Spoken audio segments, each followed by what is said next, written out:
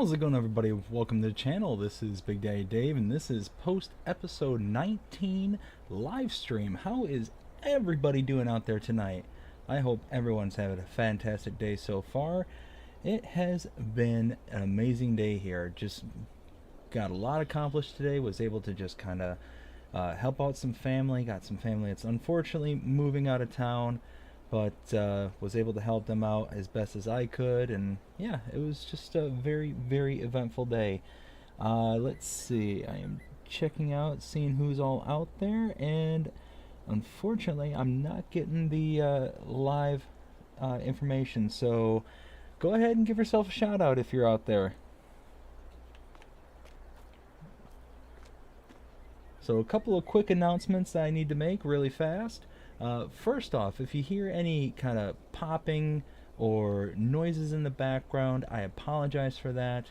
I've actually got my baby monitor on tonight, so you might hear some noise in the background.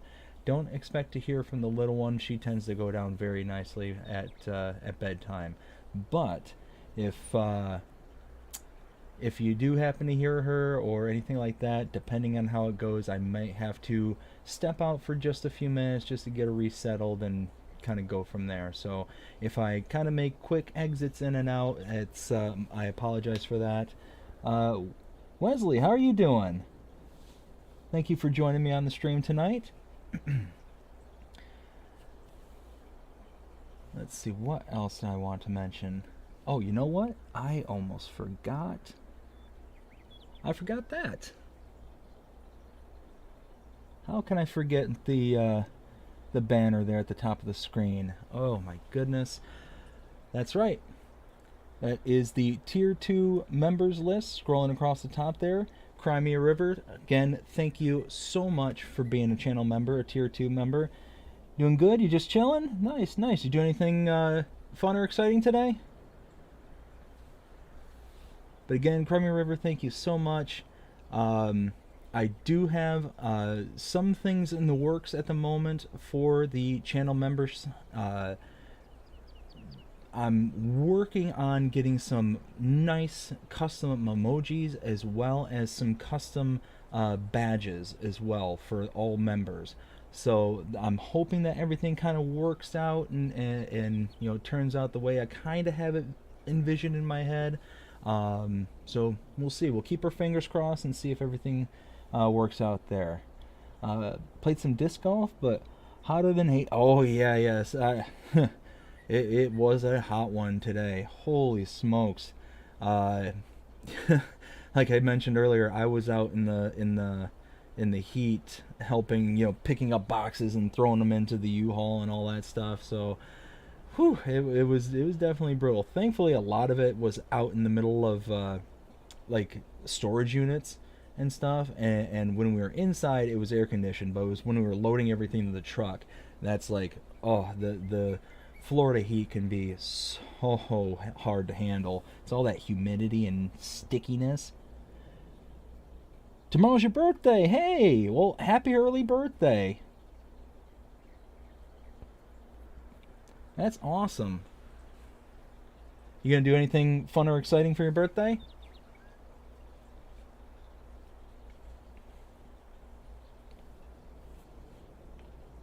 Let's see.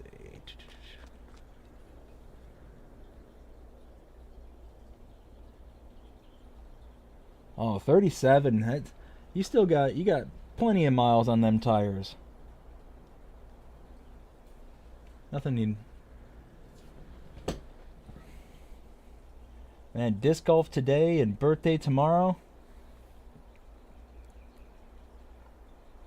Yeah, that's, you know what? That sounds like an amazing plan right now. Oh man. That's being able to just stay inside, relax, and yep, that's that's the thing of dreams right there. Oh, so go over this real quick. As you can see, I've got 3 contracts out and available for me, all of which are fertilizer, and I'm actually going to show a kind of a cool trick. for fertilizer contracts. It allows you to get a little bit extra money and really not have to worry about the whole rental payment that you have to make for the tractors and equipment. It's a little bit cheaty. I will kind of throw that out there, and it might appeal to some people, might not to others. I'm just gonna show it, and if it's something that is up your alley, then cool. It does require you to borrow equipment like what we got here, but it will not work if you own or bring your own equipment to the contracts. Oh yeah, yep.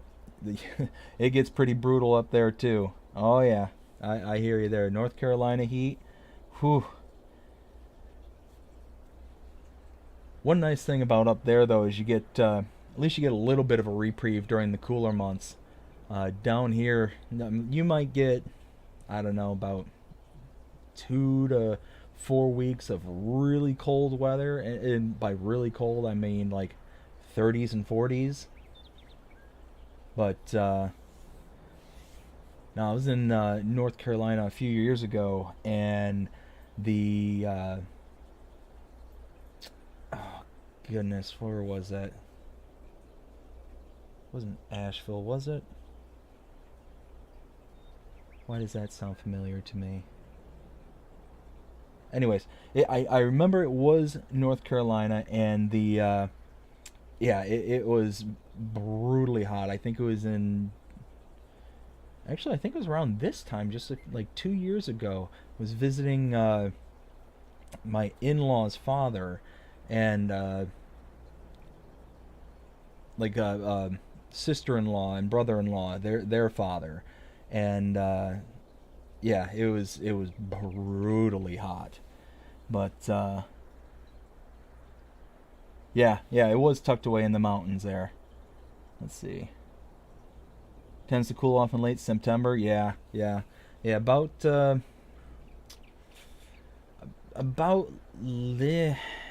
late October, early November ish is when you start getting the kind of intermittent waves of coolness around here. But I mean, you'll get every bit of like 85, 90 degrees all throughout the summer. I mean, today was probably in the low 90s, like 92 ish. But yeah, it's just so much. So, like I said, we're going to work on contracts today, as we tend to do in these kind of background episodes, just be able to hang out, relax, talk with people. But I wanted to show kind of a little trick. A bunch of these fertilizing contracts came up, and I wanted to take on opportunity. So, first requirement, borrow the tools. Second requirement is buy fertilizer. But there's a way that you can get fertilizer for relatively cheap. It's a mod, and it is the Farm Supply Pack mod. You can get 5,000 liters for $1,000, and it's every product that's listed here. Just about the only product that's not here, I believe, is seeds, which is odd, but that's the way it works. So fertilizers, I'm gonna get 1, 2, 3, 4, 5 pallets. Why not? I'm just gonna grab this little Kubota, get everything all hooked up.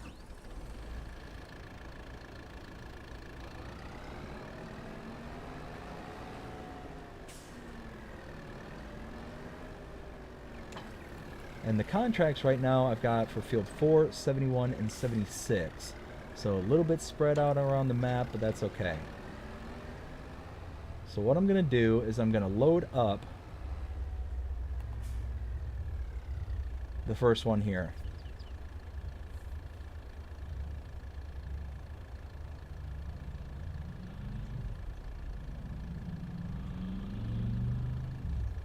Once this is all loaded up, then we can really kind of go through and show the tricks. So you just work the contract as normal at this point. And because there's only just me, all I'm going to do is fill up one of these tractors. I'm not going to take them all and just kind of spread them out over the map. And you'll kind of see what happens here in a little while. But once we get this all filled up,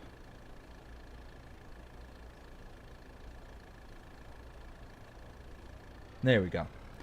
So I've got this completely filled up, 9,000 liters. The first one we're going to go to is field 4, just up there in the northwest.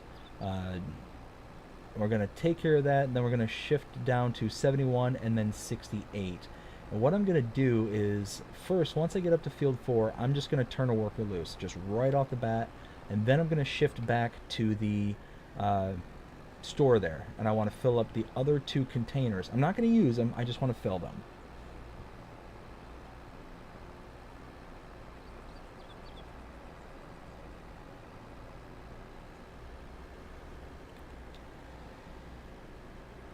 So we're just going to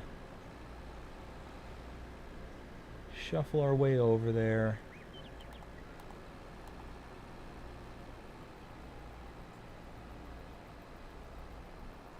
Oh, we got this big hill to contend with.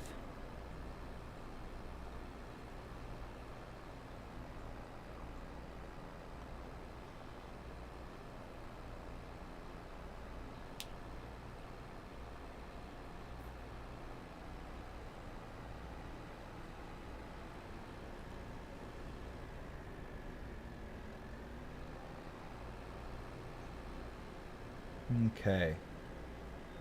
So here we are, field 4. Just gonna get here, and first things first, just turn a worker loose. That's it. Easy peasy first step, right? Well, second step, technically, because we had to fill up the machine. Now, third step, fill up your other machines. Don't need to hook everything up, just need to have all these filled up and ready to go.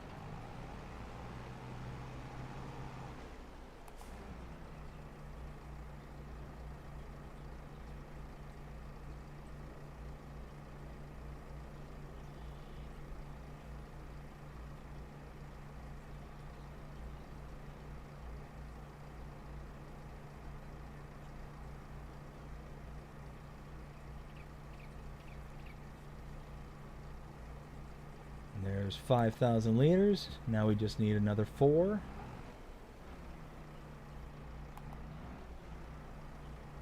So again, per trailer, we're spending less than $2,000.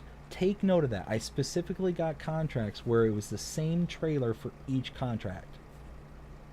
Now your results are going to differ depending on what size your trailer is and how much fertilizer you put into it. So we're just going to shuffle this over here. Nope.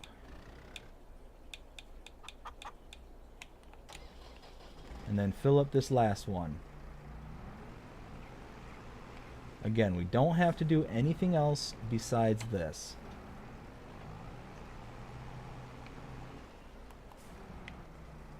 All these tractors are here to do are to look pretty. And those are a couple of nice New Holland tractors too.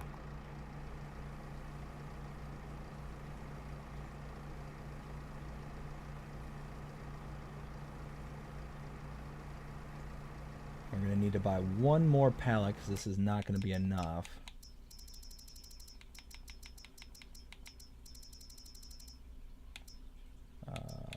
There it is. Alright. So now, once this is all said and done...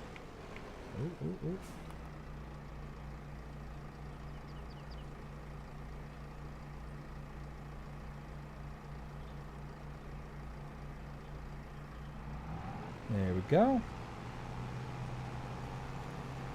And again, same thing, just going to take it over here and park it. We don't need to do anything with these 2 trailers or tractors after this point. And now, we just wait for this contract to finish. Let's see, what are we at for this one?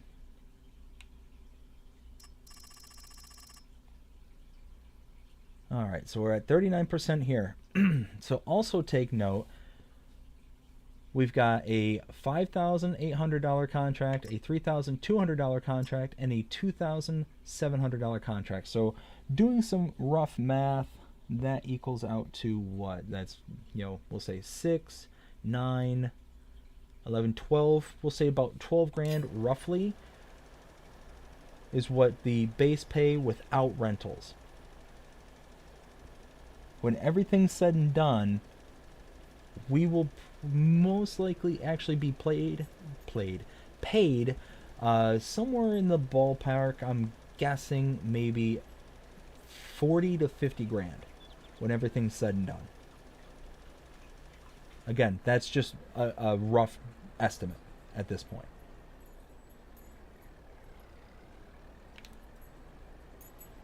So we'll go ahead and just speed this along because the worker turning around can be so slow.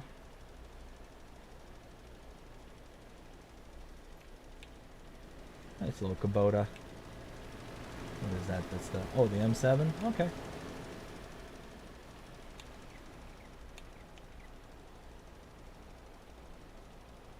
Oh, and you know what? I'm already screwing up here. Just remember, because I'm playing with precision farming, one thing that you can do also to help minimize the amount of fertilizer you're using, turn off automatic application rate. Once that is turned off, then change the application rate so it's all the way at its lowest. So if you look at the bottom left-hand corner of the upper left-hand side of the screen, so the actual like controls panel up there, you'll see the application rate. If you slide it, whoops, wrong button. If you slide it, you'll see that number is going up to it's 200 and now 300. It gets up there pretty quick. Now if you're doing automatic application rate, it's probably somewhere in the middle for its application rate. Set this all the way down at the bottom and then fire it. Nope. Then come on, let's go. And then fire it back up. Now I should be using the minimal amount of fertilizer while still being able to get full credit for the contract. So that's another important step that I almost forgot about. Let's see, what is this at? So we're at 69% complete.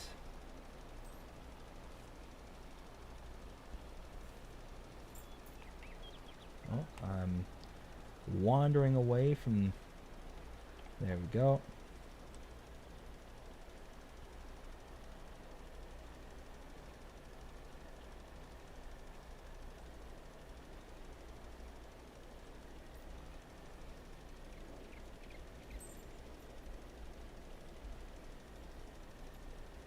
There we go. Hopefully this is the last pass. 86. We're getting there.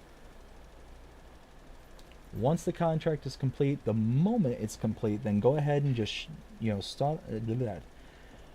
I can talk. Give me a second. Go ahead and turn off the tractor. Not turn off the tractor, but turn off the spreader, so that way you don't just continue to waste product. 91%, 93.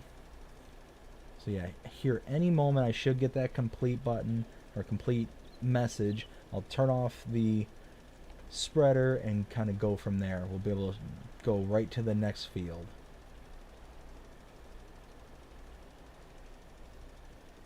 Come on, where is it at?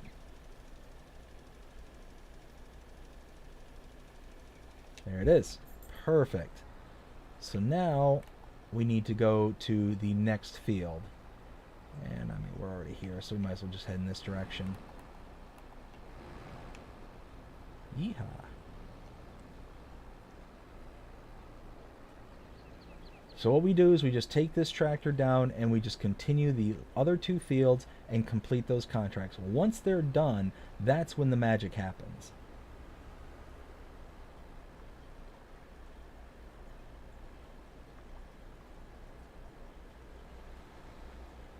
So how many pallets was it again? I think it was like 6 or 8 maybe. We'll say 9. No, we'll say 10 just for ease of math. So it's 10 pallets, $10,000 total spent on product. Ooh, there's a curb. Those things that jump right out at you. Oh, and I almost forgot. We just passed by the bottle milk factory there. Just installed that in the last episode. That's actually a really nice mod. It takes your dairy from your cows. Once you process it, what would normally be roughly $1,000 per 1,000 liters, all of a sudden turns into $3,000 per 1,000 liters. So you get almost a 3x upgrade on your milk, and then you just got to take it around and sell it. You do have to install like a sell point there, like a sell everything, sell point, or one of the many sell points that are available on the mod hub. But once you do that, you can really kind of ramp up. And the other thing we installed was over back by the fuel refinery. We installed the why can't I think of it? Oh, the slurry dryer. It was the slurry and digestate dryer. Oh, and there's our pigs. We're still over at the grain mill making pig food there. At the fuel refinery, we're making pig food there. They're going to be nice and happy and fed.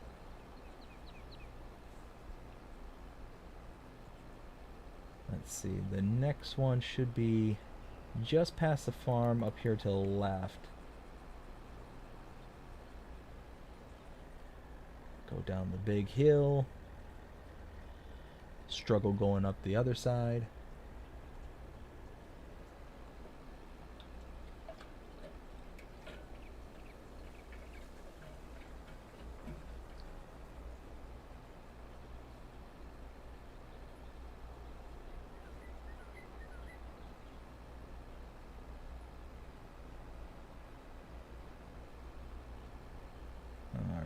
The field is just after the sunflowers here.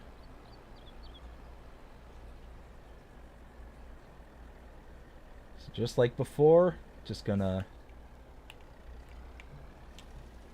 get this rocking and rolling. Should only be like 2 or 3 passes.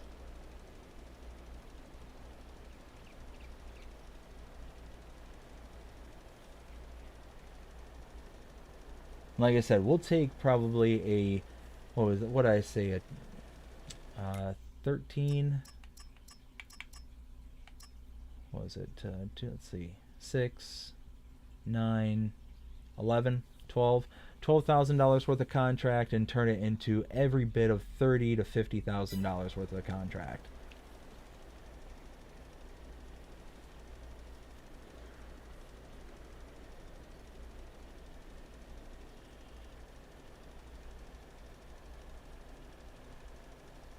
With only minimal amount spent on the rentals, as you typically do when you lease or rent the equipment from the farmers, and then be able to turn around and make a vast profit.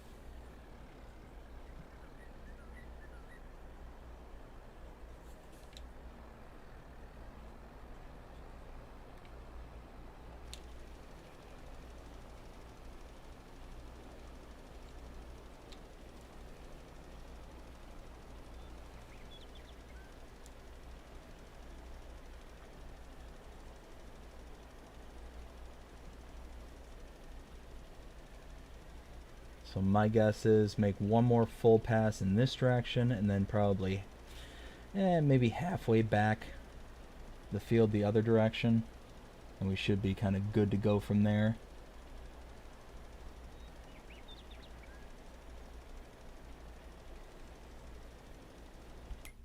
Let's see, 70% on that one. So we're getting there. We're getting there. And I'll be honest with you, fertilizing contracts are some of my favorite contracts. One, because of this little tip, as well as they generally go by relatively quick. So if you just get a whole like influx of these kind of contracts, then you make good amount of money, you make it very quickly, and you can move on to do other things.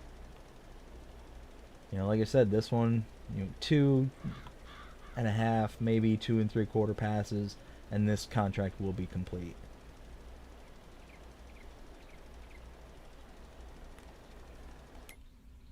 Yeah, 96.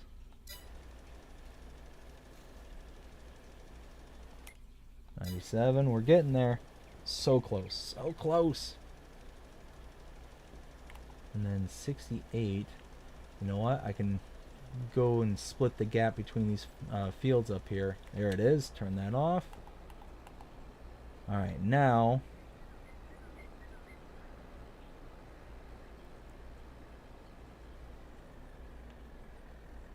to split the gap.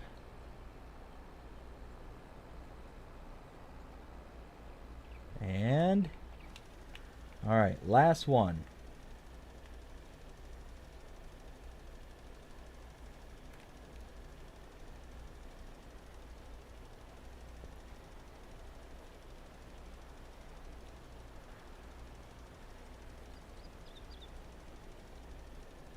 Oh, we're so close. So close.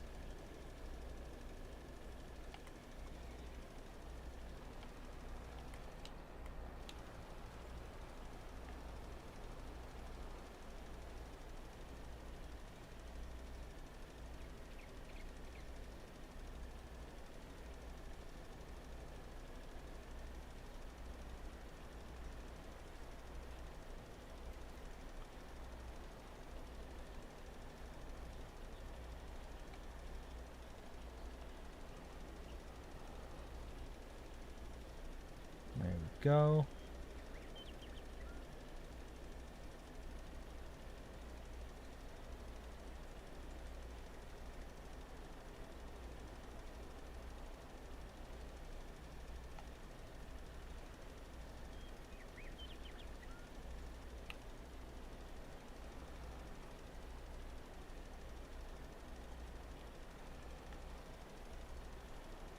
All right, and just let the worker kind of go to town.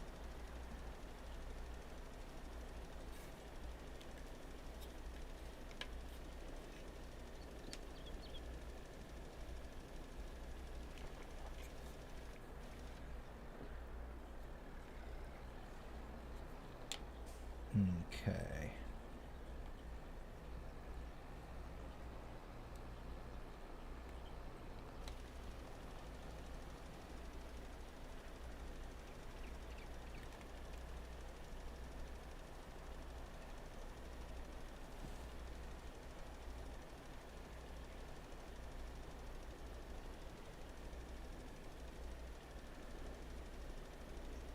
And as you can see, so far, we've used, what is that, 17% of this trailer on 3 separate fields, 3 separate contracts.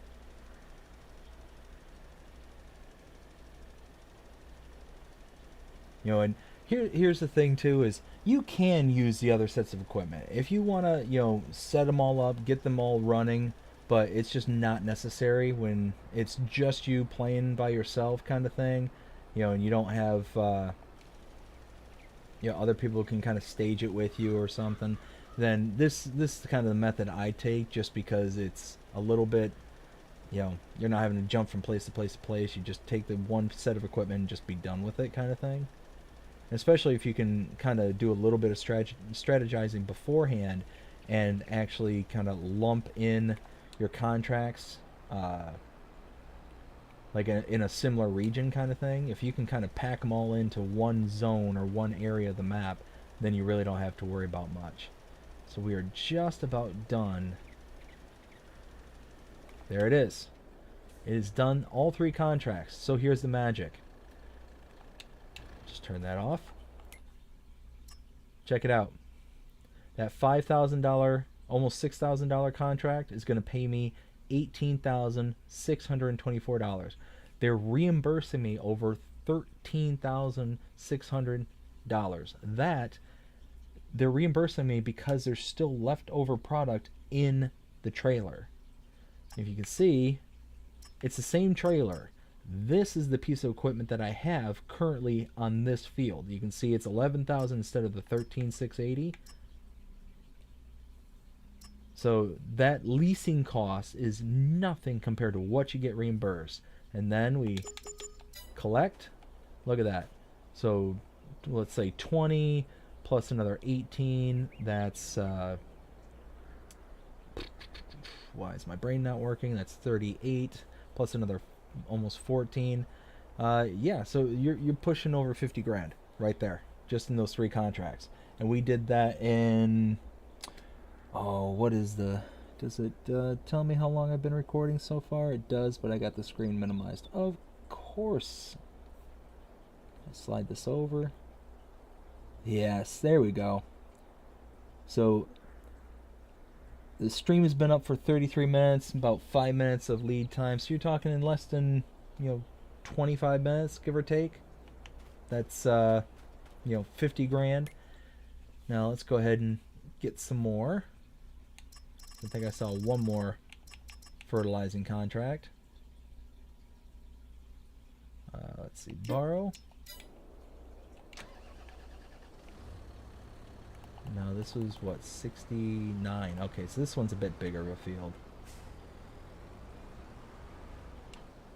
And what I'll do this time is I'm just going to set a worker off to let them work on this one, and then I'm going to start working on some other contracts. Maybe some that'll get me a product, like some harvesting contracts or something. Who knows? We'll see what's available.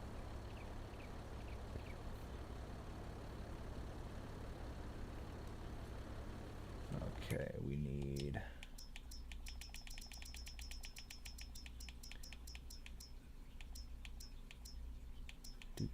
Where is it? There it is, fertilizer.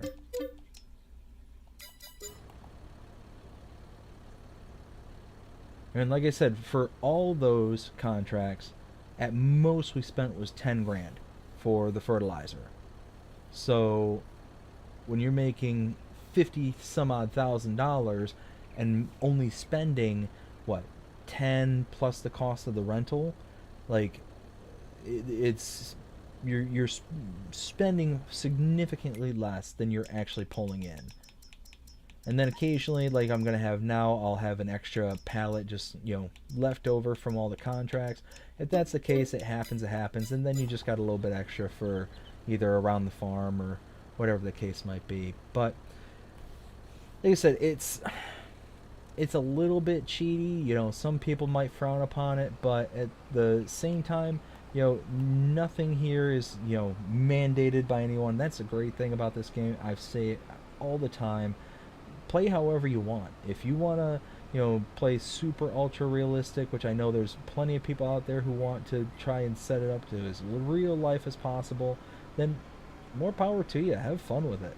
If you want to play like fast farming and using like the total height control headers and going as fast as the equipment can take you and as big as the equipment can take you, as with as larger capacities that it can hold, all that stuff, hey, that's great. Have fun with it. That's the wonderful thing about this is that this game adapts to everyone and anybody who wants to play it. Like I said, I will say that all the time. One thing that not a lot of you might know about me is I'm a huge hockey fan. I love hockey. I'm from Michigan originally, lived there for over 20 years. It's kind of runs deep in my veins, and used to play growing up. Had several leagues, roller hockey leagues, the whole 9 yards. And when I was growing up, was a huge Detroit Red Wings fan. Lived maybe an hour away from the old Joe Louis Arena. Went to many games. Had so much fun. But oh shoot, what was I? Oh, that's yeah.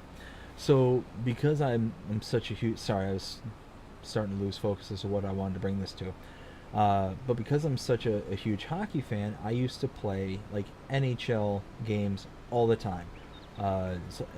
Probably ever since 1994, I would almost religiously get the game, the new iteration of the game, year in and year out. And every single time I would get it, I would always, well, I shouldn't say that, not every time, but probably ever since like the 2000s maybe, I was always just left longing for the game, because really it was just the game with a roster update. Maybe a couple of gameplay features were improved, sort of, possibly, but for the most part it was just the same exact game over and over and over again. And finally, about I don't know, probably when I discovered Farming Simulator back in FS19, about mid run of FS19, I started to really wane on playing the NHL series. And as time would go on, the gameplay became less and less and less until it finally got to the point where I, for the first time since the early 90s, just didn't buy it. And it's because of that kind of copy paste mentality. And that kind of brings me back full circle to Farming Simulator. Now, this is only my second iteration of the game that I've played. You know, I played FS19, like I mentioned before, and I played FS22. And you can really feel just how much time, energy, and passion really goes into not only the creation of this game, but then you get the whole dynamic of the mod hub and being able to have independent creators go out and actually put out, you know, gameplay material for us.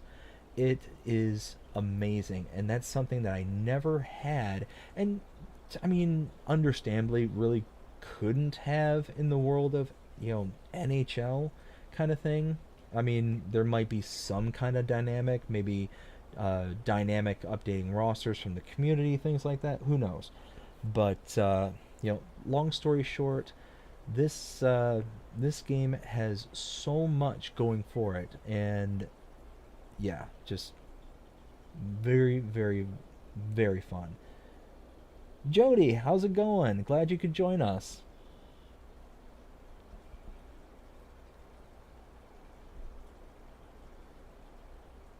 You have yourself a good day so far?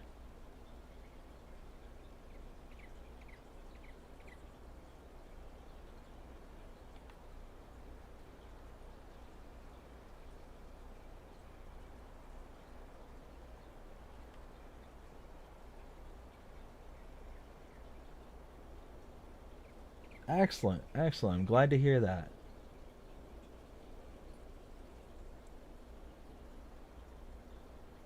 Yes, I 100% agree. If the you know, 5 minutes worth of crowing about Farming Simulator wasn't an indication of just how much I truly like this game. But I don't know when you came in onto the stream there, Jody, but you just missed a really awesome trick that I tend to use for fertilizing contracts. Um, you know, and because I'm doing another one, I can show it just again really fast. Um, Works with however many fertilizing contracts you have, and can turn a $5,000 contract like it did here to a uh, like 15,000, 20,000, 25,000. It makes things like exponentially easier if you want to go down that route. And I'll do it sometimes. Um, if I'm trying to kind of have a, more balanced gameplay session, then I will, do it the normal way. But so what you do is, like I did here, is borrow equipment. That's the very first thing you do.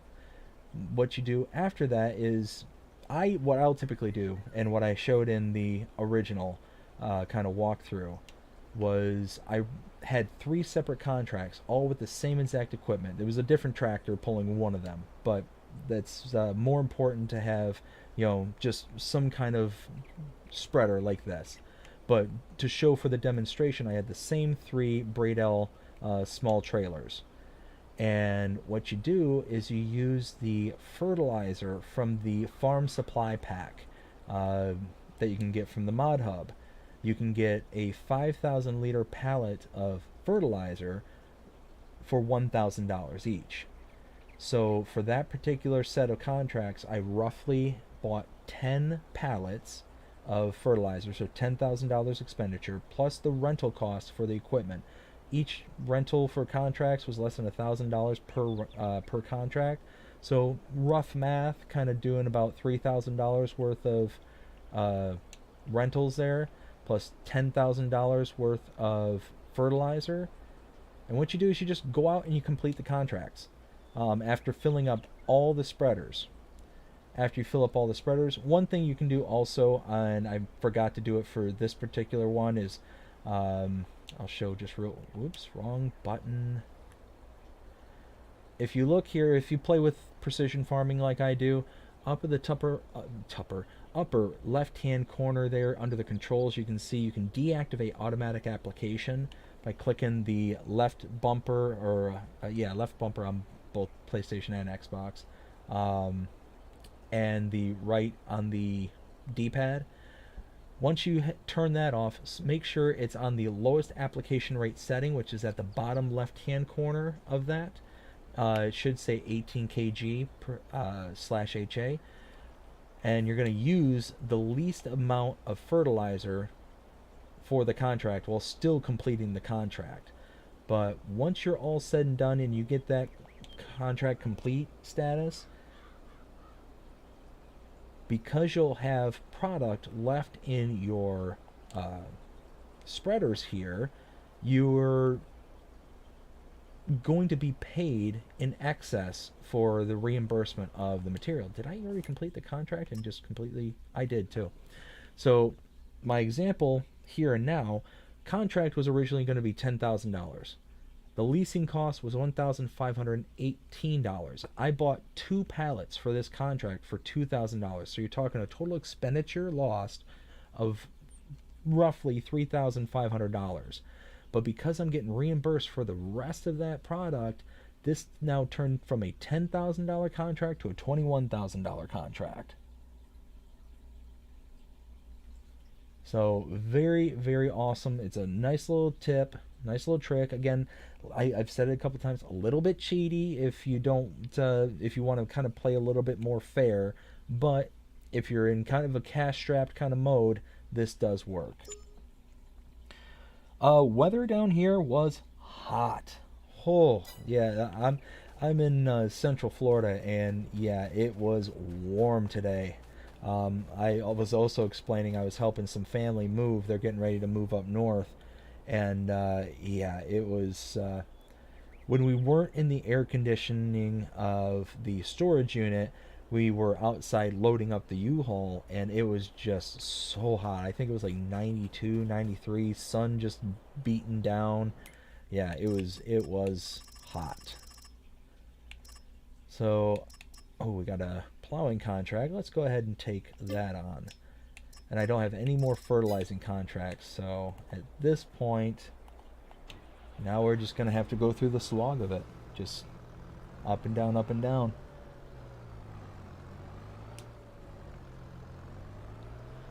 You know what, Jody? But that's awesome that this game can help in such a way.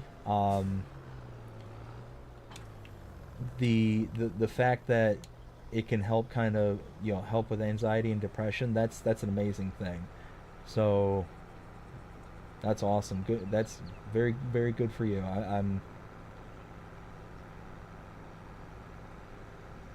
I'll be honest with you. That playing this game puts me into like a very, very calm mindset and just allows me to kind of relax and veg out kind of thing. I don't have to necessarily use my brain to its like fullest capacity kind of thing like I would with like a shooting game or a hockey game like I was mentioning earlier. It's just one of those that I can just kind of do things. And yeah, it's incredibly calming and a very, very nice way of going about things. And what's funny is you can certainly do things in this game that can make it rather stressful. If you make a mistake or if you make a mistake, it can be very costly. Like when I first started the Let's Play series, I tried putting grass fields in the cow pen or cow pasture, the sheep pasture. Was there anywhere else? I think it was just those 2 areas. And when I came back into the game after saving and closing it out and bringing it back up, all the work, all the plowing, the seeding, fertilizing, liming, everything was gone, just completely gone. And there's still remnants of that work being gone. Um, so it's just one of those. You can make a really big mistake. In this case, it wasn't necessarily a mistake. It was just kind of a flaw in the map. I'll quickly show. I had to go through and repaint the entire field. Oh, here's a good example. So you can see these are kind of like the remnants left over. But this grass just kind of grew through and it deleted all the grass. I even went through a ton of testing to try and figure out, was there a way to like potentially trick the system into allowing me the oh did I oh I am here. I'm just sitting here just gabbing away and about to drive right past my field. And I think that plow is backwards now that I'm thinking about it. Let's see. Catch up with the chat.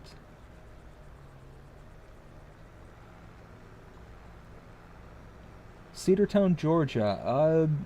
I'm not familiar where that is, but I used to live up there by Atlanta, just north of Buckhead in Roswell. Lived there for 2 years back in like 2010, 2011. It was very nice there, but still a bit too city for my liking. I desperately want to get back out into the country, and I think that's also what kind of makes me play this game and really kind of enjoy it as much as I do. Is it allows me to kind of zone out and wish I was back in the country without having to deal with all the city problems. What's a good European map? Um, you know, there's actually a few. I actually did a whole top five series on maps by continents. So for the six out of the seven continents that are available, I did a top five for each one of those. And for the European map, if I remember correctly, um, La Coronella was, I believe, the one that kind of took the. It's about an hour from Atlanta. Okay. Um, Let me think. I think it was La Coronella that took the top spot in that one. I'm not 100% certain though. I'm trying to remember. It was either La Coronella or um, yeah, I can't remember off the top of my head, but I really like La Cornella because it adds so many new features to the game that only exist on that map. So there's new products, there's new uh, animal feeding patterns, there's the lockable gates during certain times. Just so much, and the landscape is just absolutely gorgeous. But I will say, as a kind of a proviso, the map, although it is a lot of fun, it's got so many new features. Because there's so many new features, new products, new everything that's only exists on that map. Well, now not only on that map, because Shaba, the one who designed that map, actually just put out another map here recently, within the past week or so. Um, the A lot of the features and stuff that were exclusively on La Coronella are now on that map as well. So yeah, that's definitely a good map, but it has a steep learning curve. And if you're like not a veteran player of Farming Simulator, then it's not one that I would recommend to like a new person trying to get into the game, because they would just be completely overwhelmed. But like a good example of some of the features that are available on that map, the animal feeding. So take sheep, for example, or chickens. Chickens is an easy one. Normally, when you deal with chickens, you have either wheat, barley, or sorghum, and that's it. They're done. Well, on that map, you actually have to produce a animal protein that's derived from several products and is a part of a production chain that you have to purchase and place down on the map. Once you have that placed down on the map, then you can actually feed and get full capacity out of your animals. I think it's cows are the only animal on that map that doesn't need that animal protein. So it's yeah, a lot of real good features. But they have things like two different types of sheep on there. They have just the normal sheep that we're used to, where they produce wool, but then they have another set of sheep that are dairy sheep. So, yeah, lots of really cool features. But if all that isn't something that's kind of appealing, then let's see. What would be another real? Oh, you know what? Okay, here's a really good European map, and it's kind of the, I won't say the opposite end of the spectrum as La Coronella, but La Coronella has a lot of small fields where it's kind of compact, kind of similar to this, where it's like small to medium sized fields, and you have to kind of you know make your way through odd terrain and all that stuff to be able to get to it. Um, but one that's kind of it's opposite, where it's actually very massive fields and uh, you know kind of has the ability to uh, just play and go kind of thing. Uh, One of my favorites, because it was one of the first that came out, was Calmsden's Farm. Calmsden Farm, I think. That one has massive fields. You start out with really good equipment. I think you get like a Lexion harvester, a Kloss Lexion harvester, like two or three different tractors, a telehandler. The yard that you get, the farm, is actually kind of broken up into like two separate farms, but they're like pretty right next to each other. Um, so yeah, that one's a real nice one, because you can kind of you know do a couple of headlands around each of the fields, and then just set the workers loose, and you can just let them kind of go at it for hours at a time if you want. So it's just really kind of depends on the gameplay and the style that you like. If you like small maps or large maps, big fields, small fields, um, features rich or kind of more base game kind of thing. There's all sorts of really really good European maps. Um, also there's a couple out there by map maker Zero Ito. They've actually done a few maps all around the countries. Um, they've done a few like South American maps, North American maps, European maps, and they're one of my favorite map makers, just because of how incredibly detailed the maps are. There's tons of stuff going on, and it just makes the map kind of come alive, kind of thing. Where yeah, okay, like a good example would be a gas station. We typically see a gas station. There might be a car out in the pump area, or might be uh, a couple of little like decorative features in and around the gas station itself. But Zero Ito, they have like actual traffic splines that pull through the traffic, or through the gas pumps, and they'll actually slow down, come to a stop there for a few seconds, and then pull off, like simulating that they're filling up gas. They've got cars that are parked throughout the pumps at the station. Um, there's often times where they will place down like workshops in and around those gas stations, to where you can actually repair vehicles, and just the noises and stuff that are going on in the background. You'll hear like air drills from like somebody using it to loosen tires and lug nuts. Just all sorts of like cool sounds and lots of really nice animations. Like I said, the traffic splines, like it just makes it feel real and alive. Yeah, that's honestly probably my favorite map maker is like to get into log. Um, do you mean like tree harvesting? Is that what you're referring to? Is to be able to kind of do the what do they call them, the forestry harvesting? Is that what you're referring to?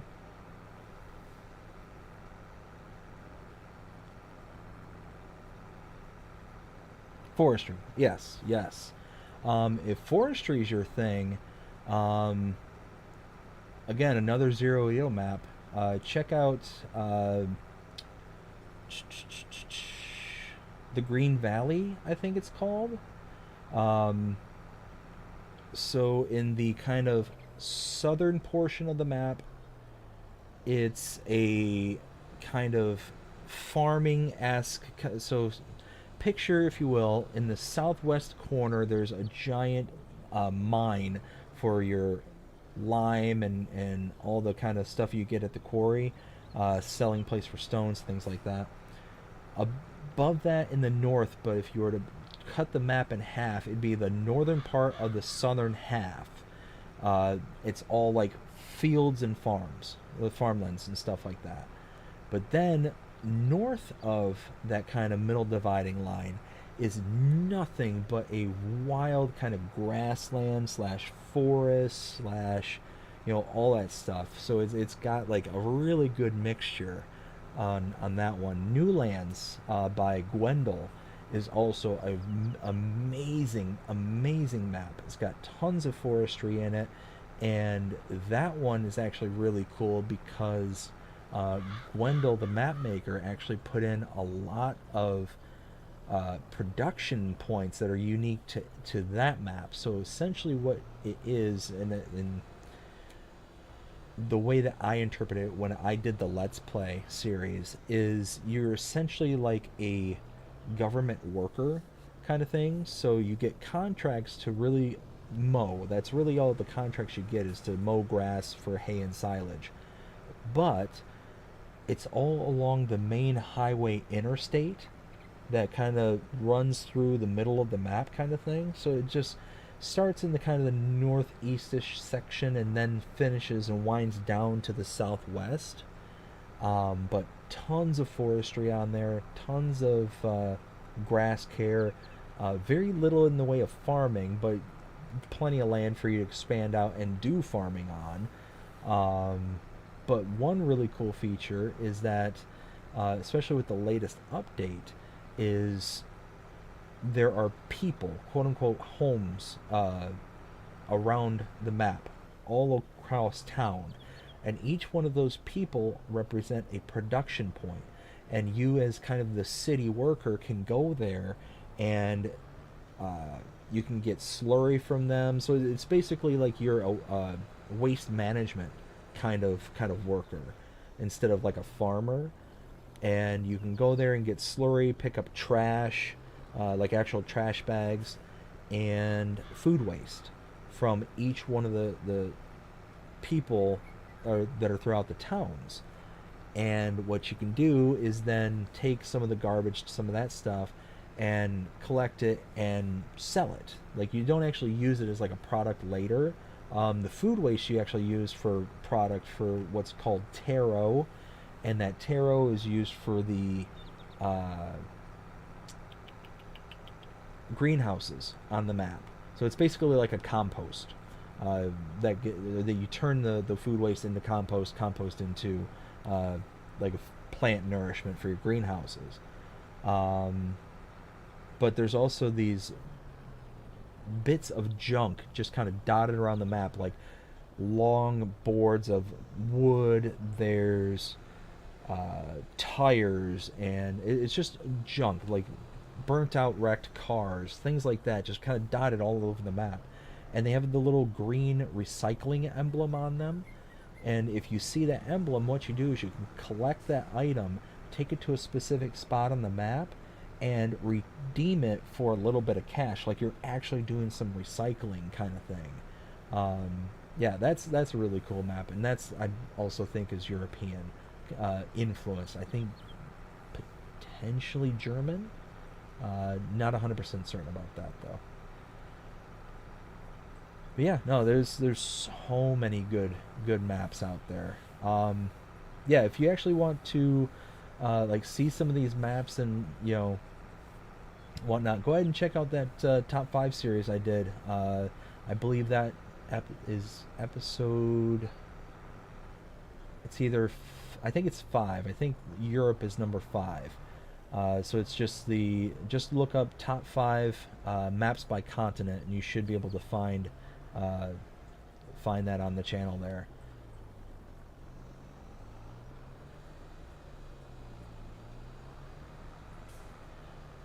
So some good ways to make money in this game, like it really depends on like your style of game. Like if you don't mind doing, you know, kind of like what I showed before, contract wise, that's a real good way to make money. Um, some other real good ways to make money is just knowing the production chain system. And what I mean by that is know what products that you can get for really, really cheap and be able to then convert them into something that's really like super expensive. So, a good example, um, slurry. Perfect example. I just did this on it was either the last episode or the episode before that. I think it was 18 when I did this. I installed the slurry dryer. Let's see, I can actually show it to you. So I've got now pigs and cows on this map that will allow me to collect slurry. And what this does, do, do, do, do, do. There we go. The slurry and digestate dryer. That's the mod I was talking about. So you can put slurry in or digestate in and get solid fertilizer out. Now, why is that such a huge deal? Well, if we go here, oh, there we go. Slurry. Right now it's selling for 56 bucks across the board. If I look at the price fluctuation, it can get as high as 66 as long as there's no like bonus, multipliers and things like that. High demand is what they would call it. But if you have a place to be able to sell solid fertilizer, $2,914. Again, no bonus multipliers, just straight up costs. So I'm taking a product that would sell for at most $66 and exponentially increasing its value per 1,000 liters to $2,900. It's a huge, huge increase there. Now, that specific mod will take your product there and do a 2-to-1 reduction kind of thing, but you're getting such a increase that you're going to overcome any kind of loss from the production point itself. So it's not like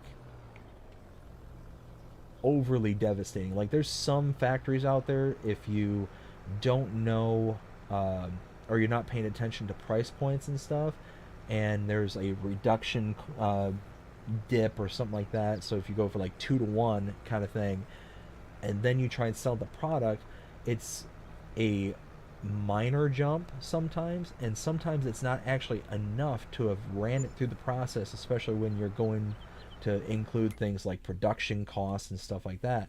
So you might get double the price, but you're getting half the product back when you put it through the process, so you're really actually breaking even from the original product. And there's several productions out there like that. Other ways to make money besides productions and contracts, let me think.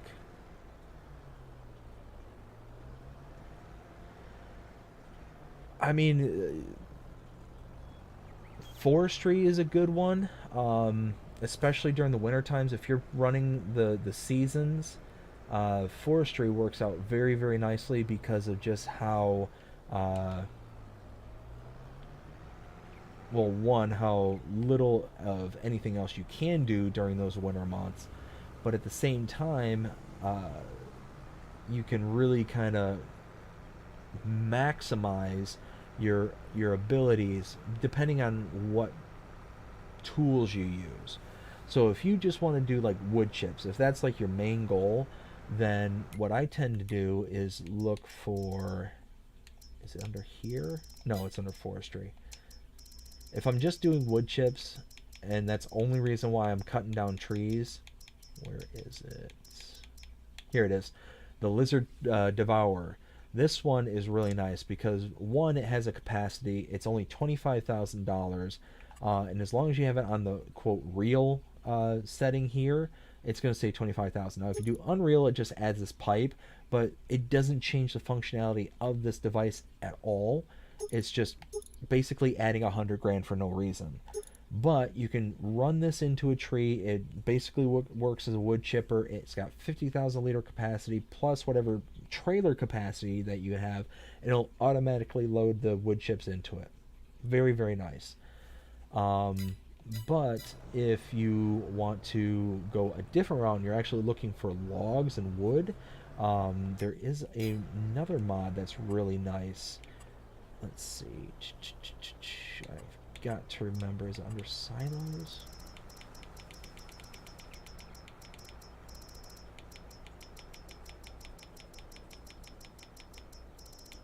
I've got so many mods installed.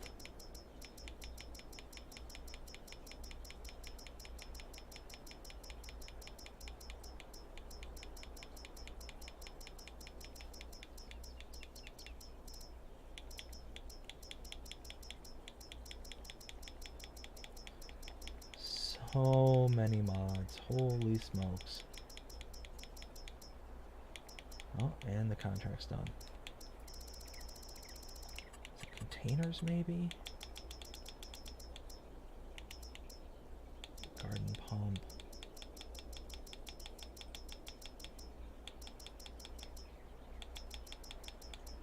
Maybe tools.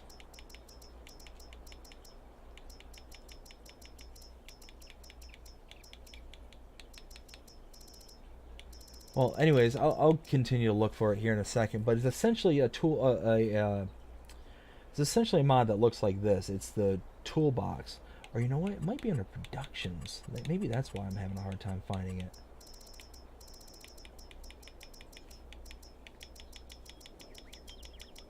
Actually, I'm almost positive it's here.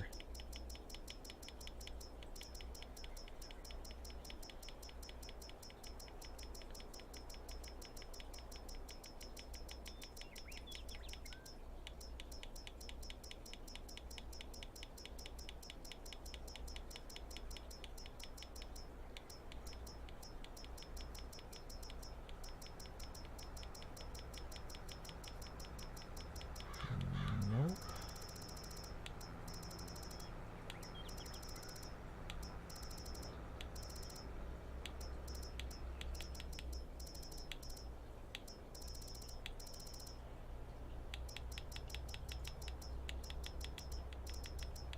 I will find it. Where is it?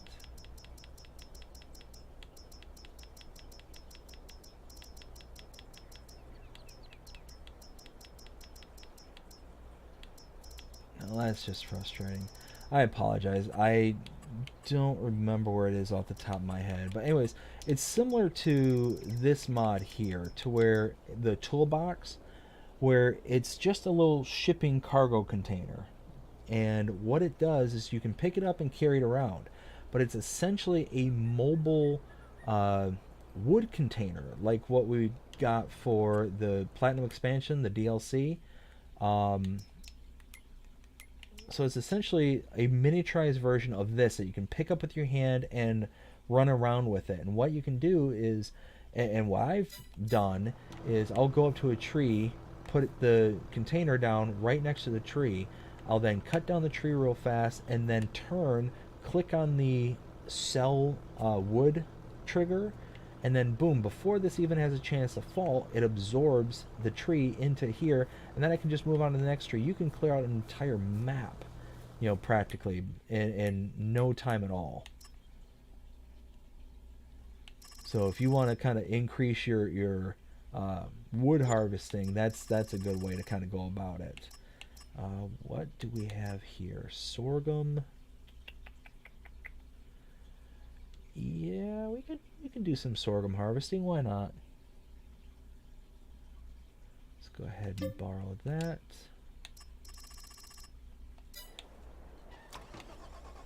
And what was this for? This was for, okay, down there, farmland 80 or field 80.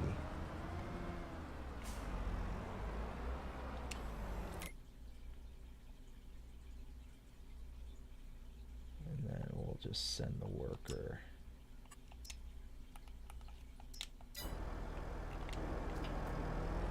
There they go.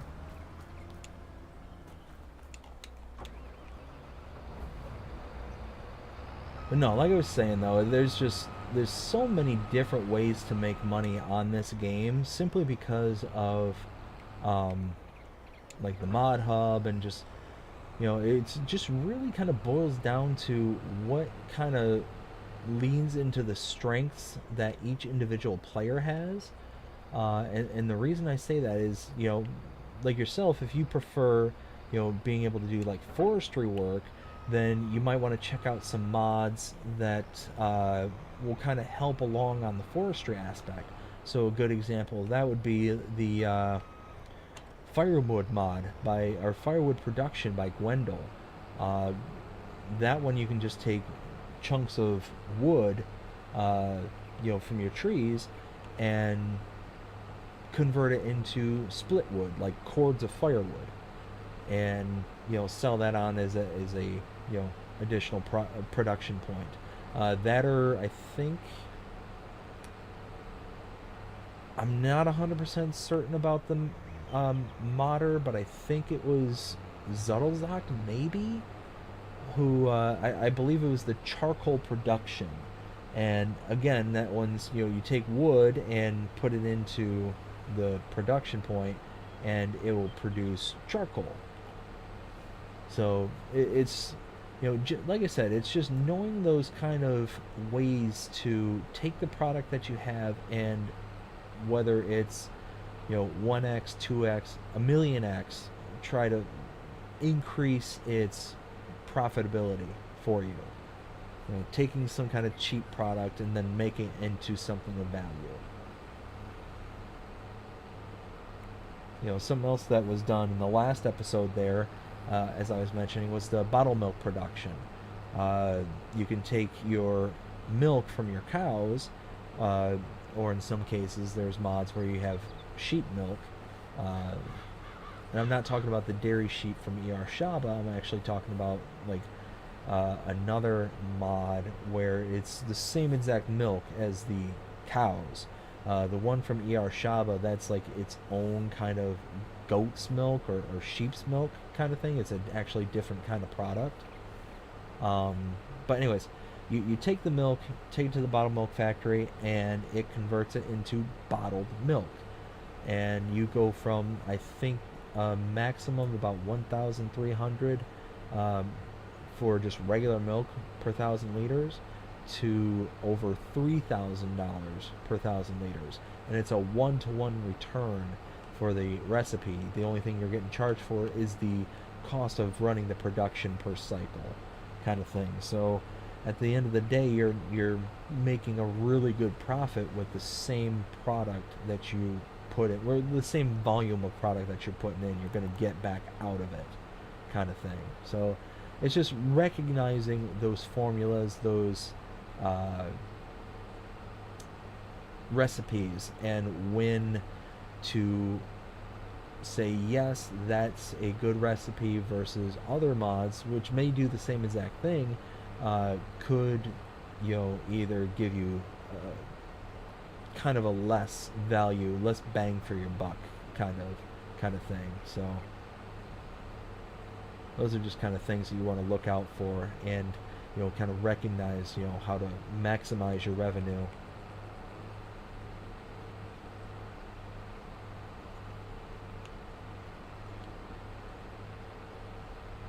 So we're just going to head up here to farmland, or field 80. And amazingly, I might actually beat the tractor out here, even though they left first. So for some reason, I've yet to kind of figure this out. The traffic splines on this for the workers are rather hilarious in my opinion. So they actually cut through a lot of the forestry area off to, it's now my left. Uh, and it's such a really kind of crazy terrain out there that a lot of times, depending on what you're towing back there, like if I took this harvester over through the forest on this map, I'd probably get stuck. There'd be almost no way that I would be able to make it out of there unscathed, kind of thing.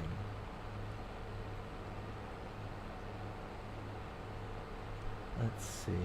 I think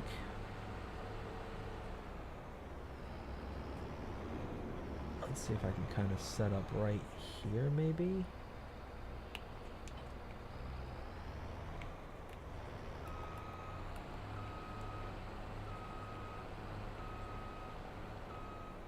Yeah, this will work.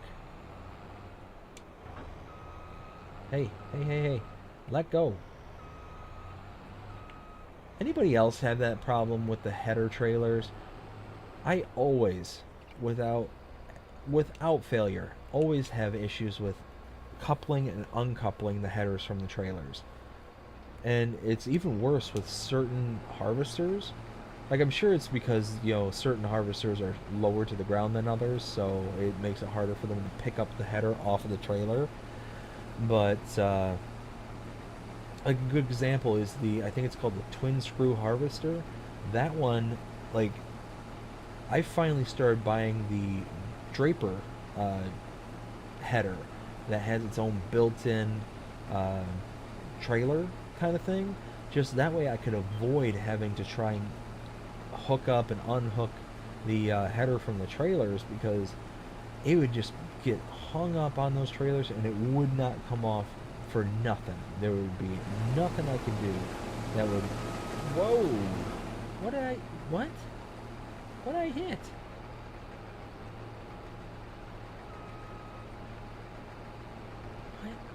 What is going on here? Oh, it's the map boundary. Oh, hey, no, stop. Stop it. Stop it. Okay, whew. That was deeply unsettling. Let's give myself like 2 or 3 passes on this end, so that way I don't have to worry about when I set the worker loose. I think, yeah, it looks like in that end it's just a roadway. I'm not going to have anything to contend with.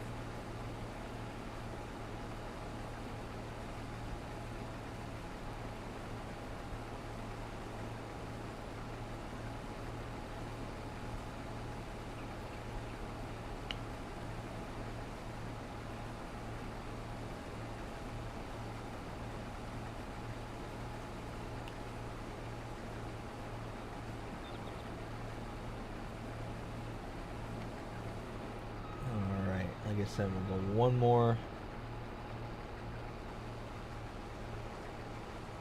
more in this direction, and then probably can turn the worker loose and start heading in that direction.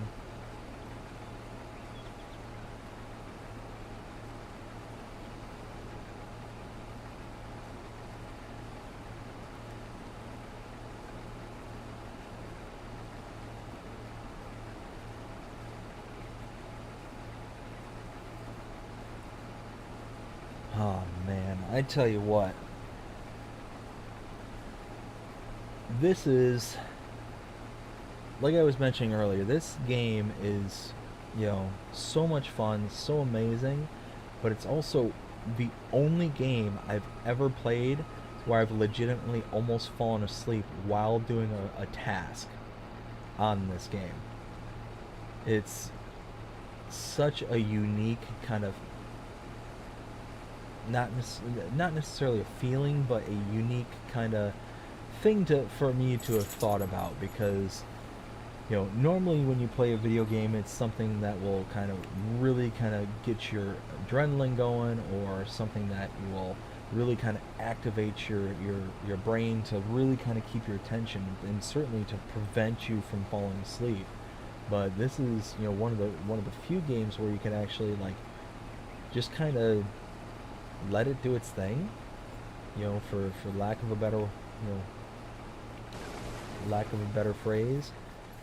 Like here, if I wanted to, I could just let that worker just kind of chug along until they fill up. And with some of the equipment that's on the mod hub, like the Colossus harvester, you could do an entire, practically an entire map of a product and not fill it up, not have to unload it.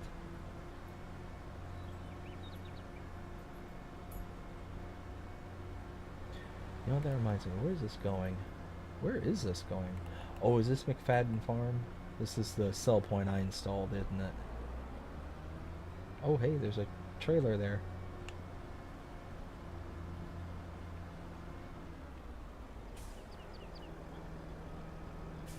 What? No. It's not what I wanted you to do. It's not what I wanted you to do at all there, worker. Oh, God. Oh, okay. Whew.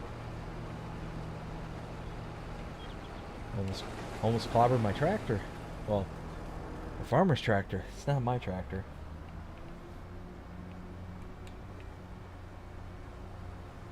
Let's see. Go ahead and unfold the tray. Oh, there we go.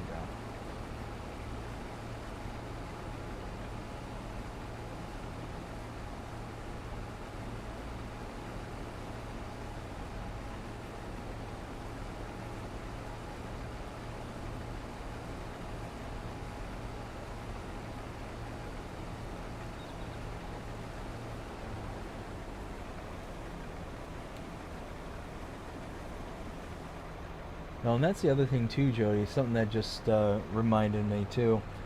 Some other things that you can do to help kind of increase the amount of money,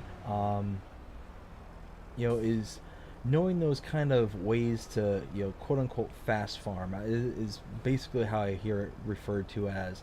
And what I mean by that is basically ways to trick the game or trick the system into letting the equipment kind of work beyond its natural capacities.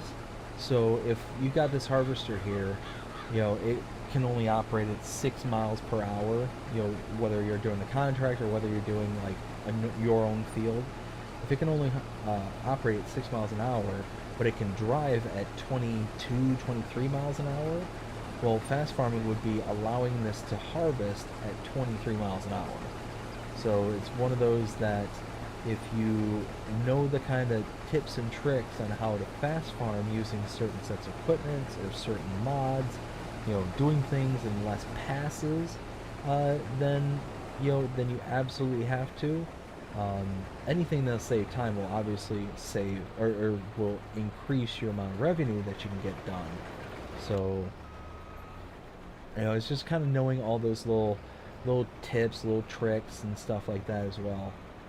Will also help kind of increase the amount of money that you can bring into the farm, kind of thing.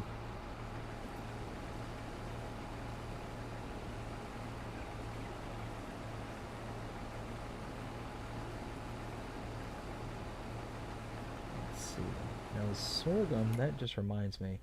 Is sorghum one of the products that I can put into the grain mill? I think it is. Up here.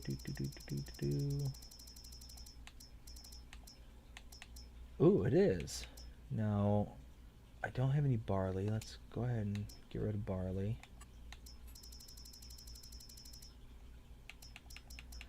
Oh wow, look at that. 27,000 liters of flour, chaff. Stones are set to distribute, so that doesn't surprise me. Pig feed. Holy smokes. So yeah, this...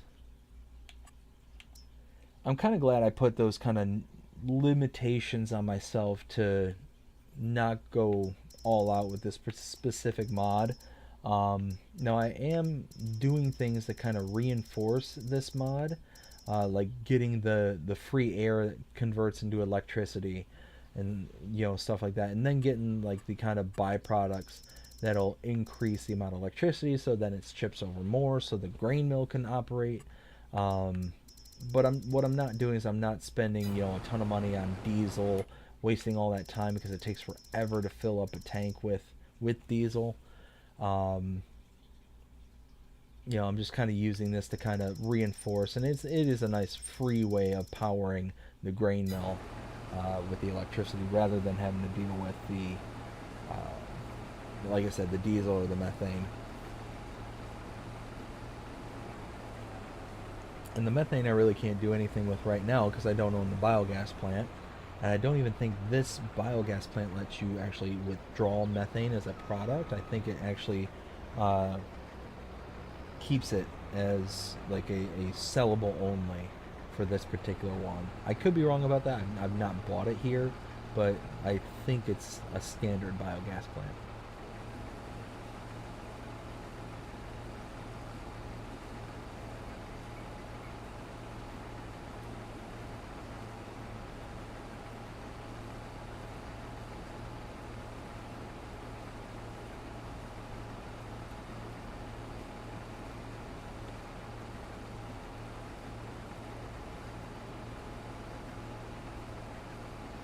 So one thing I wanted to also bring up too, I meant to mention this earlier, um, but this will likely be a shorter stream tonight. It's not going to go on as late as some of my other streams have, just because, well, twofold actually.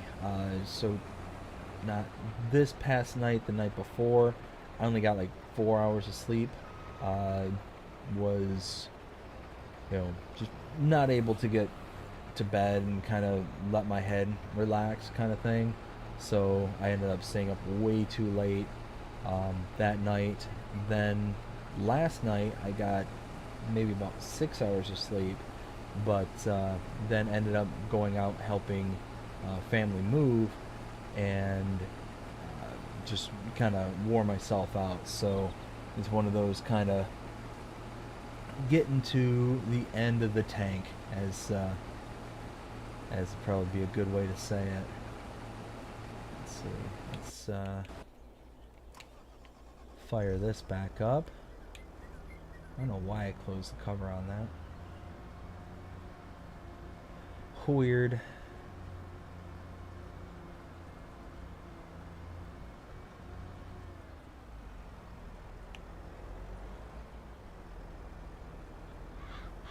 Let's see, so this got me 41%.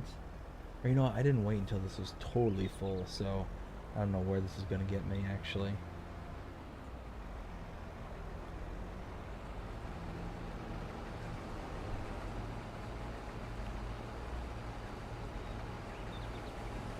Alright, so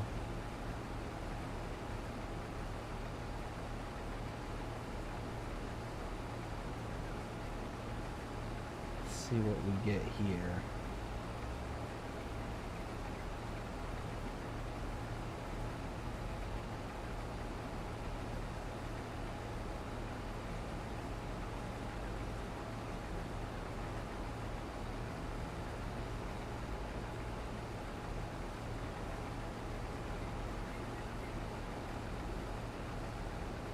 Alright, get to the end here.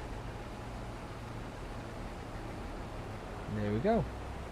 Now we'll go ahead and just run out here and head over to, I'm pretty sure this is going to McFadden Farms. Let's double check that. Head up. McFadden Farm. Yep. Nice. And this is the sell point that I installed. Got this like tucked away into a barn here in the middle of town, which is the real cool thing about this map is just how detailed and intricate and just the kind of layout of the map. But with that kind of intricacy, especially in the towns and just how the towns are designed, makes it really difficult to kind of come up with a decent area to expand and make into kind of a sell station or a sell point. Um, I'm actually kind of glad that the way I did it kind of worked out as well as it did, but it's not without its consequences because I've actually had it to where I think I made a short of. Well, no, I don't think it was shorts actually. I think it was actually in one of my um, other live streams where the worker would deliver the product there, but because there's such a low ceiling, the worker always defaults with the tip back function of a trailer instead of tip to side, which is, if you change it to that, then there's enough space in the small amount of area that you get. But if with a tip back, it'll just completely send your tractor into a frenzy. It doesn't like it at all. So thankfully I'm driving it over there and not the worker, so I'm gonna save myself a bunch of headache by trying to get the worker to do this on their own. Alright, so this here. Yeah, so to my right is the sell point. I'm gonna come here through the yard. So yeah, like I said, this is a really, really low sell point. And if you change this to tip side left or right, then it works just fine.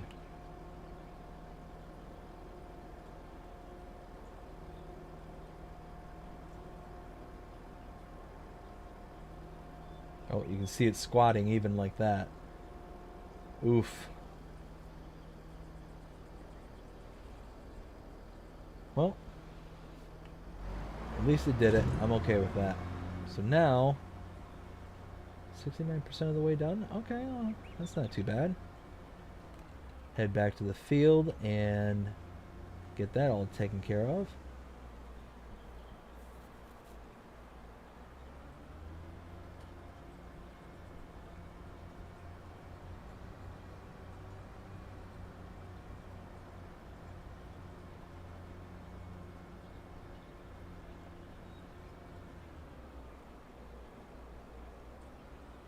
So like I mentioned earlier, for some reason I'm not able to see all the participants, all the people that are in watching this with me.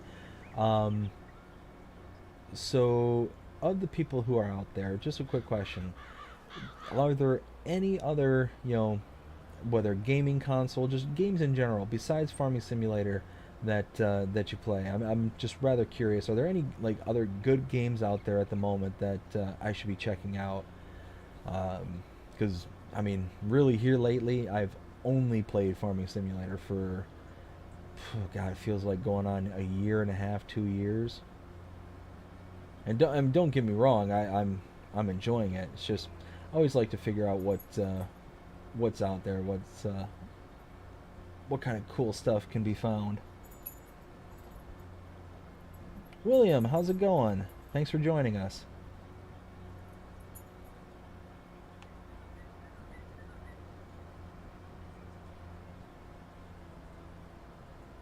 You having a good day so far?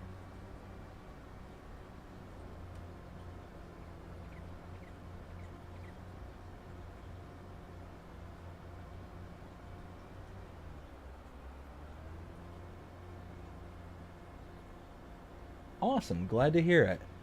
So I'll pose the question to you: are there any good new games out there? Like I mentioned, I just haven't really been keeping up on the game scene here lately, so I just been really kind of focused in on this one.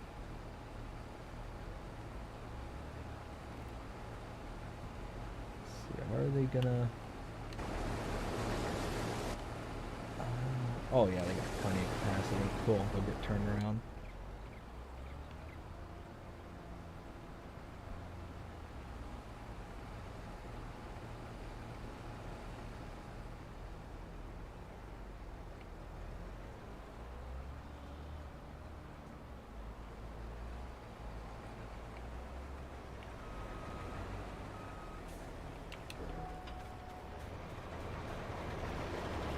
Hop into the harvester here.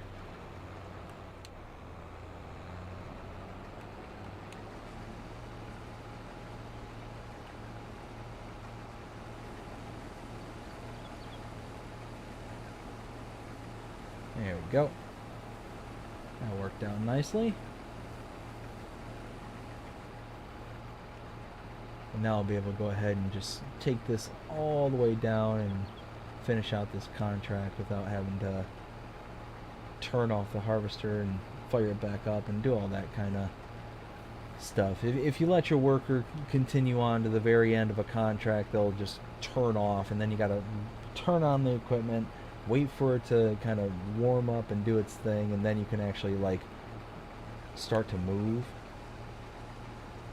So I tend to try and hop in, especially a harvester, you know, right before it gets onto its final pass.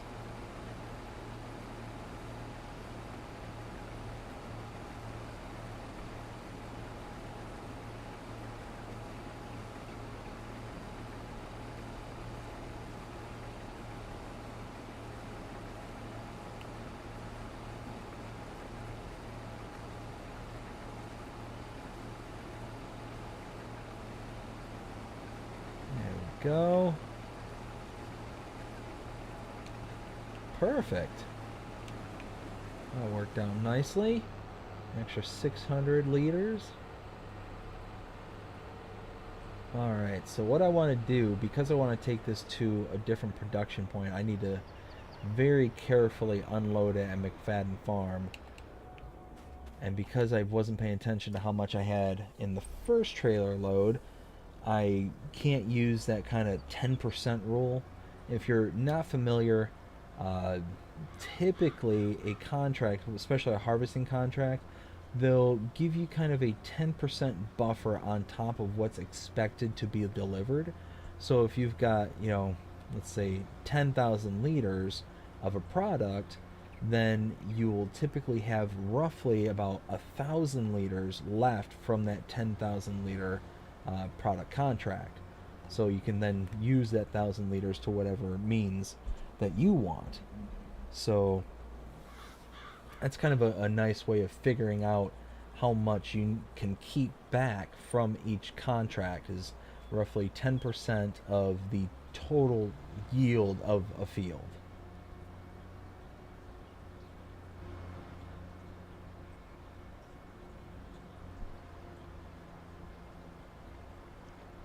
So we're just going to take this over, complete this contract.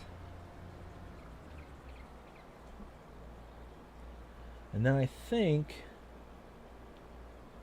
let's see, we'll take a look at the farm real quick, see if any of the animals need to be, you know, refilled, refreshed, fed, and just kind of go from there. I think, yeah, I know the grain mill had a lot of pig food that was already, that was left to be able to be used. There's, let's see, what else?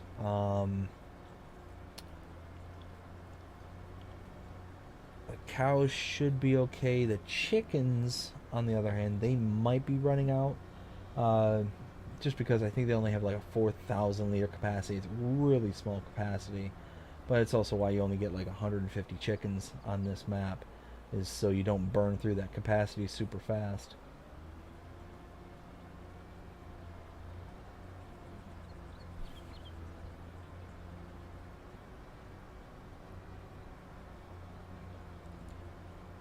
Okay, from here, turn there.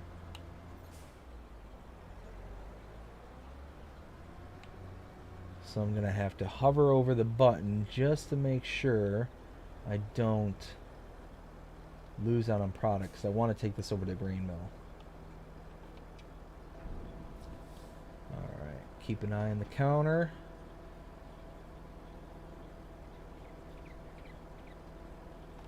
There it is. Alright, about 2,000 liters left over. That's not bad. And I'll just take this down to the grain mill real quick and go ahead and sell that off. Once I can, or not sell it off, but put it into that production. I'll turn on that production so that way it'll actually, get to work. And then I'll complete the contract. Then, like I said, I'm going to go ahead, I'll stop at the pigs, then the main farm, just to make sure everybody's doing all hunky-dory.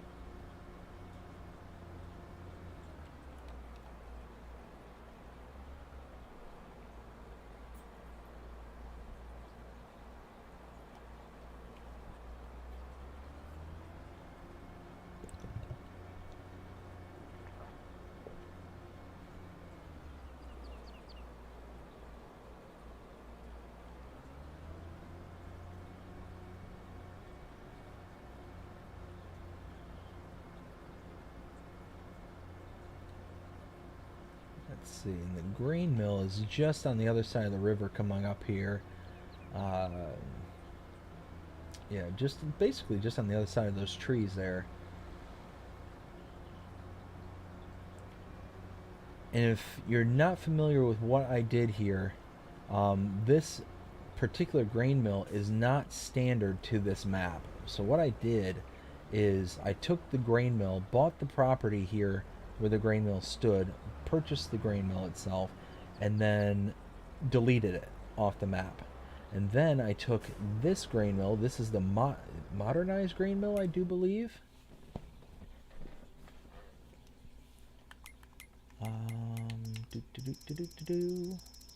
Inspector Gadget. Boo boo. There it is. Modernized flour mill. So the modernized flour mill is basically the same exact mod as the standard mill, except it just has that kind of unique, mill home bakery kind of thing. That's basically the only difference between the standard mills that you would have both on this map and everywhere else. But yeah, that's basically the only difference is that little banner kind of thing. So went ahead. Oh, you know what? I could.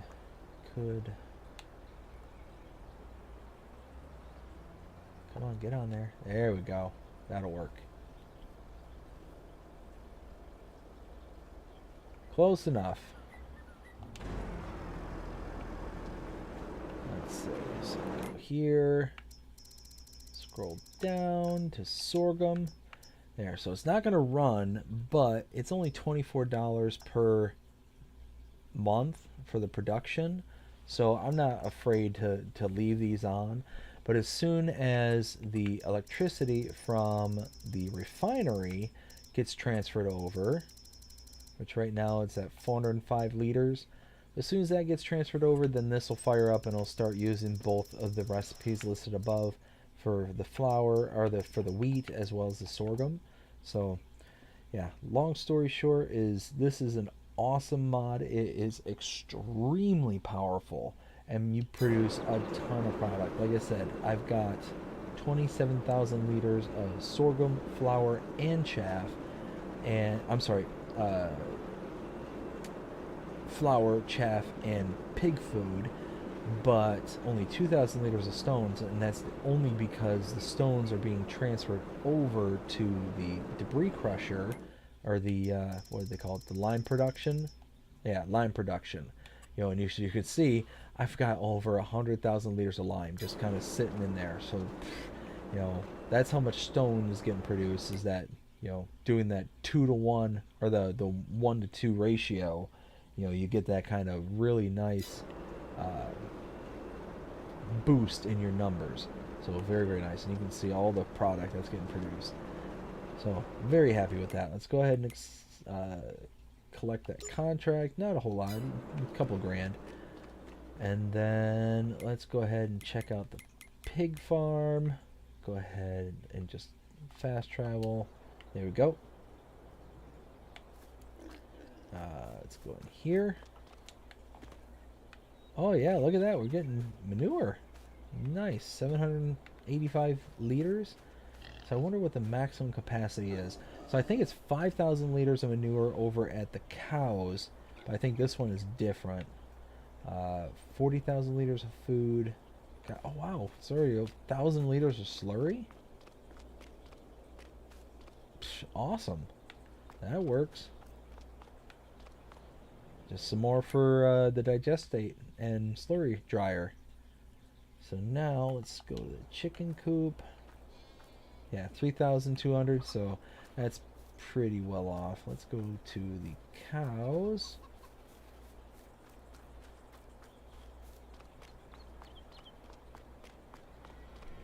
Up here. So we got, yeah, we transferred all the milk over to the bottle milk facility. We got straw, we got food. Yeah, they're doing pretty good. They're doing pretty good indeed. Now, lastly, are the sheep. How are they looking? Oh, wow, working on our third pallet. Nice. And then, yeah, food is doing good. It's got an extra 3,000 liters in the bale, so it's just going to pick at it as it needs it. Yeah, that's, I think we're good. Oh, you know what? Hold on, hold on. Not that good, not yet. Okay, so that's chugging. We got this producing. Let me just see something real quick. So lime isn't going anywhere. So yeah, this is definitely producing. This is, you know, putting outputs. So yeah, I'm just gonna let this continue on. Yeah, be very good. But I think, like I said, I don't think this is gonna go as late as the other streams have. I think this is actually gonna be a kind of a good cutoff point at this juncture. Just because, like I said earlier, I'm getting, you know, rather exhausted myself. I've maybe gotten, you know, a total of, I don't know, maybe 9, 10 hours of sleep over the past two, yeah, about going on about 2 days. So yeah, I'm a little tired. But before I hop off here, I want to once again thank all the Tier 2 members and really just all the members of the channel. But Tier 2 members specifically, they get a special shout out. Crimea River, thank you again so much for being not only the inaugural, but the current Tier 2 membership class of the BDD Farmhands. I greatly appreciate everybody who signs up, anybody who signs up. As I mentioned before, and as I mentioned several times, anybody who wants to sign up, are I'm absolutely, you know, thrilled that you do. If you can't sign up, it's not a big deal. It's not recommended. Nothing changes from the output of, you know, things that you receive and that you can see, you know, free through YouTube. So yeah, that's wanted to say that I haven't been as clear about that as I probably should be in regards to, you know, the memberships. But you know, if you can sign up and, you know, help support the channel, it's greatly appreciated. It's going to help out so much in being able to reinvest into the channel, bring better equipment, better quality videos, and just doing everything that we possibly can. And as I mentioned earlier as well, the channel is going to get custom emojis, and I'm also working on getting custom badges for the channel as well. So as you become a member, you get badges that will show how long you've been a member and how long you've been contributing to the channel. So those will be custom and unique to this channel. We're also getting custom emojis, and I have a big surprise for that one. I'm working very closely with a emoji designer, and there's one emoji in particular that I cannot wait to reveal. Got it all worked out, and hopefully in the next couple of days we'll be able to see that, and, you know, be able to put it to really good use.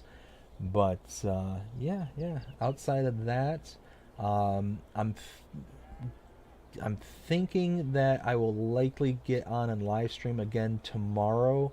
Um, just keep an eye out for any scheduled notifications that pop up in your feed. If you want to join us again here on the live streams, I have a ball every single time. Coming on here, chatting with everybody, answering questions, or just in general, just talking about whatever. It's been loads and loads of fun. I greatly appreciate everybody who's stopped by today, and uh, just sat back and chatted with me. Really appreciated. Uh, Jody, which map was it? I mentioned like two or three, so now I can't remember.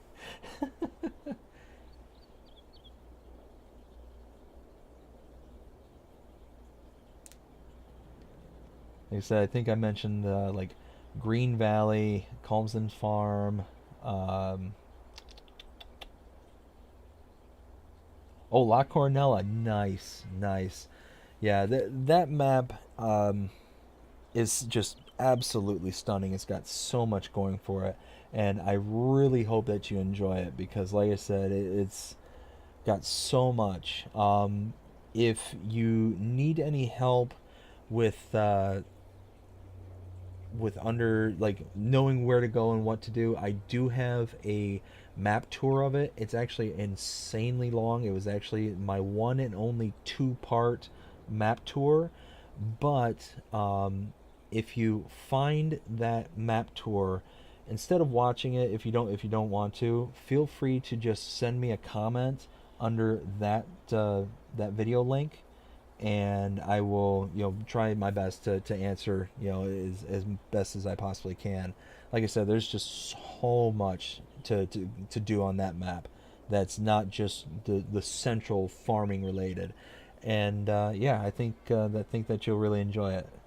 But like I said, I hope everyone has a fantastic night. I had a ball again, just hanging out with y'all. Um, yeah, all that being said, I hope you had as much fun as I did. If you did, please show me by liking, sharing, subscribing, following, commenting, doing all the things the algorithms enjoy you doing. That shows you're engaged with this channel and enjoying the content. And that being said, I hope you have a fantastic night. Take care.